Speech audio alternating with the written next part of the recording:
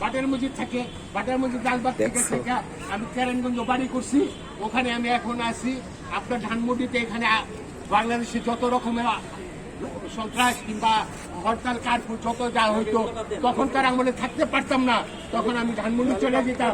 প্রত্যাশা কি আপনি করেন? প্রত্যাশা কি আপনি করেন যে এই যে মানে ইউনিভার্সিটির আগে মোবাইল চালাবে না, ইউনিভার্সিটির আগে হোক পরে হোক অ্যান্ড্রয়েড সেট না দেওয়াই ভালো।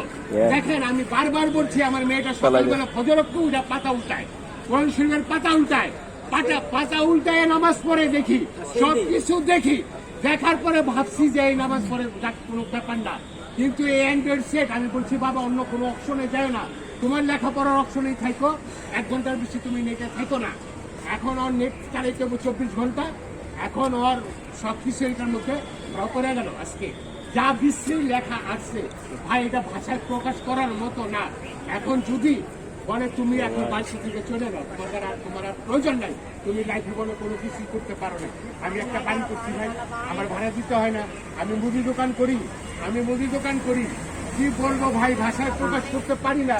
এখন আমার মন আর কোনো গতি নাই, আমার অনেক কয় বাড়ি থেকে বাইরে যাও, সবাই বলে ওর মা ওর ভাই সবাই বলে বাড়ি থেকে বাইরে যাও, কারণটা বুঝতেছি না।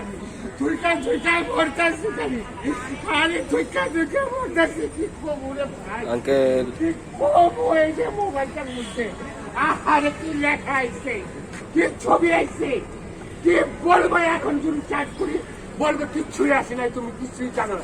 তুমি কি লেখাপড়া করছো? আমরা ক্লাস 9-এ পড়ছি ওয়েস্টার্ন হাই স্কুল থেকে 1979 সালে কেন্দ্রে।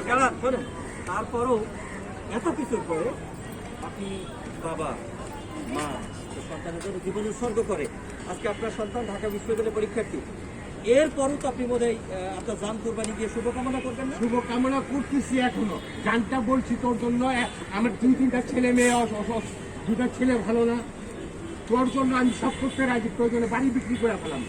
বড় মেয়েটারে বলছিলাম যে বাবা আমি সৌদি আরবে ছিলাম, তুমি যদি কোনো 4 চাক্কা গাড়ি লাগে তোমার জামাইরে আমি দিব, তুমি সেরকম পোলা একটা ধরে বিয়ে শাদী করো, আর নাইলে আমরা বিয়ে শাদী দেবো। সেই অপেক্ষাটাও করে নাই, সে একটা সাধারণ একটা মানুষের বিয়ে করছে, আর সেও অসুবিধায় আছে। এই মেয়েটা এনে আমি একটা আশা করছিলাম যে যাও এই লেখাপড়া করে শিখা, হয়তো আমার দিক খেয়াল করবো। এখন দেখি যে তুমি বাড়ির সবচেয়ে খারাপ লোক, তুমি বাইক থেকে বেরিয়ে যাও। ছেলে দুটা, একটা 27 বছর, একটা 19 বছর, মেয়েটার বয়স 18 বছর। এখন দেখেন এই সবার কাছে আমি অনুরোধ করে বারবার অনুরোধ করে গেছি, অ্যান্ড্রয়েড সেট মেয়েদের কাছে দেবেন না। আর যদি না দেন ওর মায়ের চাপ দিব, ওর ভাইয়েরা চাপ দিব যে তুমিই ভালো না। আর আমি যে বাড়ি বিক্রি করে খাই কিংবা আমি জমি বিক্রি করে খাই, কয়টার কৈফত তোমার দিতে হইব, টাকাগুলি কি করো। এখন আমি কোথায় যাবো, আমাদের তো আর মাথায় ছেলে না। আমি সাধারণ একটা মুদি দোকান করি, চাপতে তাও করতেছি আমি।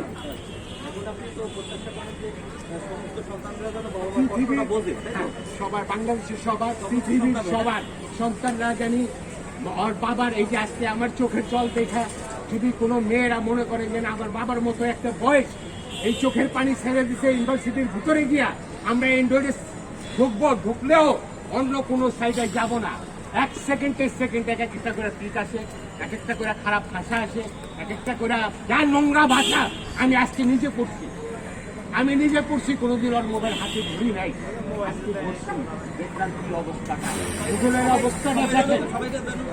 সবাই মা বোনেরা, ভাই বোনেরা সবাই জানি খোঁজ খবর রাখলেও তো কোনো কাজ হইব না, মায়েরা চাপ দিব না তো, ফ্যামিলি পুরো এক, বাবা হইব একদিন আমার মতো থুইটা মতো যে তুই মরে যা।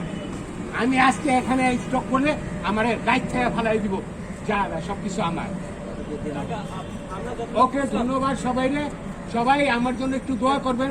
পুলিশ প্রশাসন ভাইরা বলতেছি, মেজর ডিএসপি, এইচডি, যত রকমের মানুষ আছে, আমার জন্য একটু হেল্প করেন ভাই। আমি যদি কোনো সময় কোনো থানায় যাই, আপনারা আমার জন্য একটু হেল্প করেন ভাই। আমি ঠিক আছে, এই লোকে কি প্রশ্ন করবেন?